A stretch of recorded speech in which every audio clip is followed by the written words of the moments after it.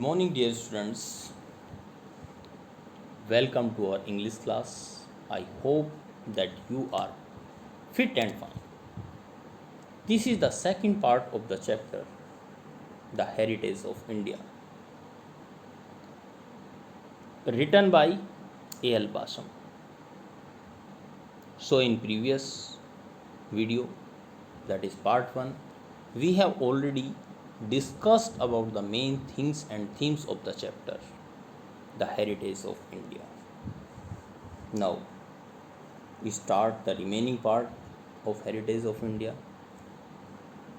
But it is safe to predict that, predict means भविष्यवाणी करना, किंतु यह निश्चित रूप से भविष्यवाणी की जा सकती है, वाट एवर द फ्यूचर में बी, कि भारत का भविष्य चाहे कुछ भी हो, the Indians of coming generations will not be unconvincing and self conscious copies of Europeans, किंतु भावी पीढ़ियों के भारतीय यूरोप के लोगों के बिना सोचे समझे नकल करने वाले नहीं होंगे, but will man rooted in their traditions, किंतु वे ऐसे व्यक्ति होंगे जो अपनी ट्रेडिशंस मीन्स परंपराओं में दृढ़ हों, and aware of the continuity of their culture already, तथा अपनी संस्कृति में निरंतरता को पहचाने. After only 7 years of independence, the extremes of national self-denegations and fanatical cultural chauvinism are disappearing. स्वतंत्रता प्राप्ति के केवल 7 वर्ष बाद ही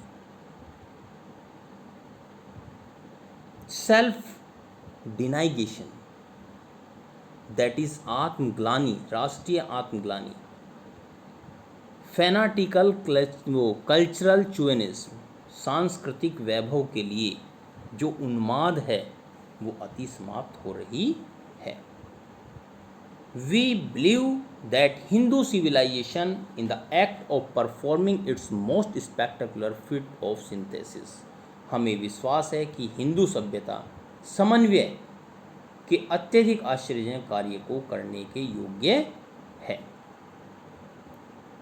In the past, it has received, adapted and digested elements of many different cultures, Indo-European, Mesopotamia, Iranian, Greek, Roman, Scythian, Turkish, Persian and all. भूतकाल में इसने बहुत सी भिन्न भिन्न संस्कृतियों के तत्वों को स्वीकार करने के अपनाया है, जैसे इंडो यूरोपियन है, मेसोपोटामियन है, ईरानी सभ्यता है, यूनान की सभ्यता है, रोम की सभ्यता है, सीरिया की सभ्यता है, तुर्की की सभ्यता है, फारस तथा अरब की संस्कृति है. With the new influence it has somewhat changed, अब यह प्रत्येक नए प्रभाव के साथ कुछ बदली. Now it is well on the ways of assimilated the culture of the West. अब यह पाश्चात्य संस्कृति को मानते हुए ठीक रास्ते पर चल रही है. Hindu civilization will believe retain its continuity. The Bhagavad Gita will not cease to inspire man of action. हमें विश्वास है कि हिंदू सिविलाइजेशन, जो हिंदू सभ्यता है, अपनी निरंतरता को बनाए रखेगी. रिटेन मीन्स बनाए रखना, कंटिन्यूटी मीन्स निरंतरता. The Bhagavad Gita will not cease to inspire the man of action. Bhagavad Gita कर्मशील व्यक्तियों को प्रेरणा देना बंद नहीं करेगी. And the Upanishad man of thought, जो उपनिषद हैं वो विचारशील व्यक्तियों को the change of graciousness of the Indian way of life will continue. भारतीय जीवन की सुंदरता और भलाई बनी रहेगी. Never much affected it may be the labour saving devices of the west. चाहे यह पश्चिम की मेहनत बचाने वाले उपायों से कितनी भी प्रभावित क्यों न हो. People will still love with the tales of the heroes of Mahabharata and Ramayana and of love of Dushyant and Shakuntala, पुरुष ऑफ उर्वशी. लोग भारत, महाभारत और रामायण के वीरों की कहानियों से प्यार करते रहेंगे तथा दुष्यंत, शकुंतला, पूर्वा तथा उर्वशी के प्रेम को भी। The quiet and gentle happiness which has at all times pervaded Indian life, where oppression, disease and poverty have not overclouded, it will surely not vanish before the more hectic ways of the West. वह शांत और सज्जनता से पूर्ण आनंद जो प्रत्येक काल में भारतीय जीवन में व्याप्त हो रहा है और जहाँ दमन, बीमारी और गरीबी इस पर प्रभाव नहीं डाल सके हैं, वह पश्चिम के उत्तेजना से भरपूर जीवन के ढंगों के सामने निश्चित रूप से गायब नहीं होगा। Much that useless in ancient Indian culture has already perished. Perished means नष्ट होना। जो प्राचीन भारतीय संस्कृति में जो बेकार था, जो यूजफुल नहीं था, उसमें से बहुत पहले ही नष्ट हो चुका है। The extravagant and barbarous hecatombs of the Vedic age have long since been forgotten. वैदिक युग की विनाशकारी और असभ्य सार्वजनिक बलि बहुत पहले ही भुला दी गई है। Through animal sacrifice continue in some sects, फिर भी कुछ वर्गों में पशु बलि अभी भी जारी है। Widows have long ceased to burn on their husband pyres. Pyres means होता है जो समाधि होती है, अपने पति की चिता होती है, उसको बोलते हैं। जो विधवाएं थी वो अपने पति की चिताओं पर भस्म होना बंद हो चुका है। गर्ल्स में note by law be married in childhood. कानून के अनुसार लड़कियों का बचपन में विवाह नहीं हो सकता।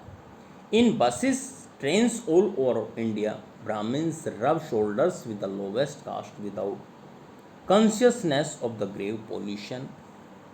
जो पूरे भारतवर्ष में बस और रेलगाड़ी चलती हैं, उनमें ब्राह्मण अत्यधिक शुद्धता का विचार किए बिना नीची जातियों के लोगों से मिलजुल सकते हैं। And temples are open to all by law. और मंदिर के द्वार सभी के लिए कानूनी रूप से खुले हैं। Caste is vanishing.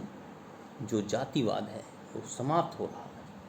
The process begin long ago. और ये प्रक्रिया पहले से आरंभ हो गई थी। But its pace is now so rapid that the more objectionable features of the caste may have disappeared within a generation or so. अब इस प्रक्रिया ने बहुत जो पहले से शुरू हो चुकी थी, इसकी रफ्तार जो गति है वो तेज हो गई है और जाति को अत्यधिक अपमानित आपत्तिजनक स्वरूप लगभग एक पीढ़ी में समाप्त हो जाए। The old family system is adapting itself to a present conditions. जो